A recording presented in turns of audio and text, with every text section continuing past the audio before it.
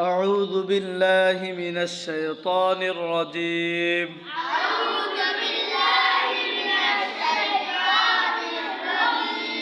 بسم الله الرحمن الرحيم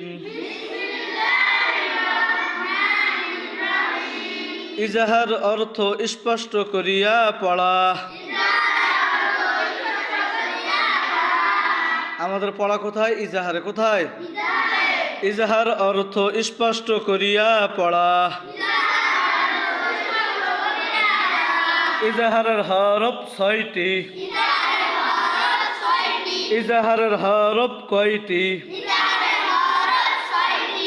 হামজাহা আইনহা গইন খ। হামজাহা আইনহা গইন খ। নুন সাকিন এবং তানবিনের বামে ইজাহারের হরফ আসিলে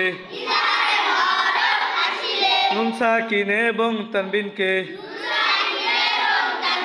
গুন্না ছাড়া স্পষ্ট করিয়া পড়িতে হয়।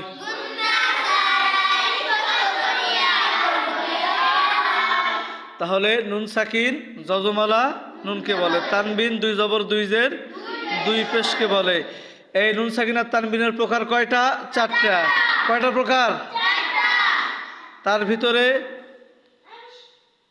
৩ নম্বরটার নাম হলো ইজাহার। ৩ নম্বরটার নাম কি? ১ নম্বরটার নাম কি? ইকলাব। ২ নম্বরটার নাম কি? ইদগম। ইদগম কয় প্রকার বলেন তো? ২ প্রকার। আর ৩ নম্বর হলো ইজাহার। ইজাহার মানে স্পষ্ট করিয়া পড়া। আর ৪ নম্বর হলো ইকফা। তো আমাদের পড়া চলতেছে কোথায়? ইজাহারে। এখন ধরেন বুঝাই দেই। নুন সাকিন এবং তানবিনের বামে কি আসিলে? ইজাহারের হরফ আসিলে। কয়টা হরফ? ৬টা হরফ। হামজাহা আইনহা গইন খ। হামজা দ্বারা কয়টা হরফ উদ্দেশ্য হবে এখানে? ২টা হরফ। আসল হামজা এবং আলিফ। মনোযোগ দেন। আসল হামজা এবং আলিফ। আলিফ কেন উদ্দেশ্য হবে? তার কারণ আলিফের নাম পরিবর্তন হয়ে কি হয়ে গেছে? হামজা। এই জন্য মোটেই 7টা হরফ এখানে ধরতে হবে। মূলত কয়টা হরফ? 6টা। কয়টা হরফ? 6টা। 6টা হরফ।